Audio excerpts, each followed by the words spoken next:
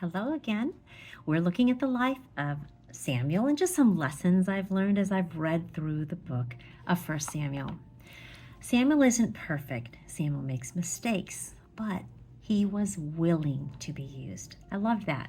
Then he was committed to obeying, and today we're going to take a look at how he was a leader by honoring God through setting up a stone altar to remember the Lord's faithfulness.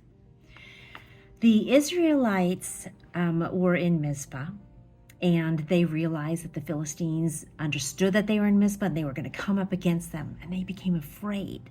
So in 1 Samuel chapter 7 and verse 8, it says, "Then the sons of Israel said to Samuel, 'Do not cease to cry to the Lord our God for us, that he may save us from the hand of the Philistines.'" They were afraid.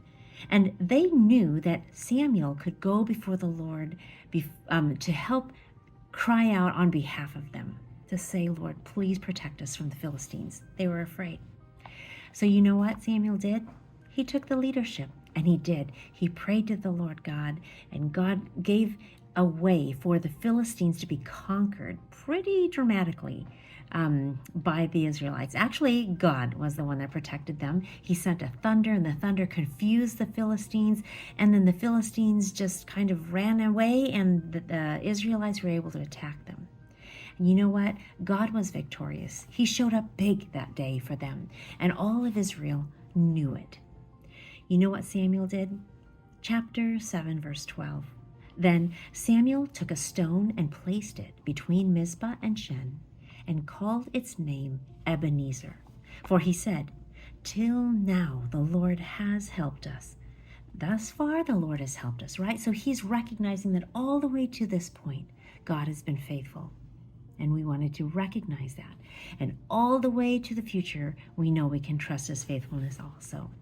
An Ebenezer is a Hebrew word which would mean essentially a stone of help. And it was like a living symbol of faith. And by Samuel being able to place that stone altar there, it was a way for him to recognize God's faithfulness and also to intervene on behalf of his people, to be able to acknowledge God's grace and deliverance. So he took his role seriously, and he was able to show by his own actions how to give God glory for the way that he helps us in our trials and our struggles.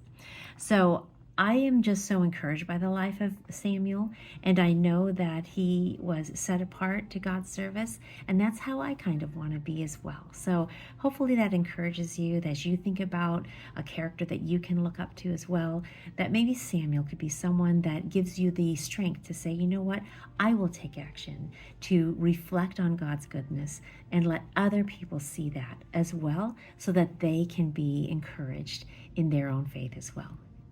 I'm Nancy Hoppy with Raising Dreamers. Have a great day. See you tomorrow.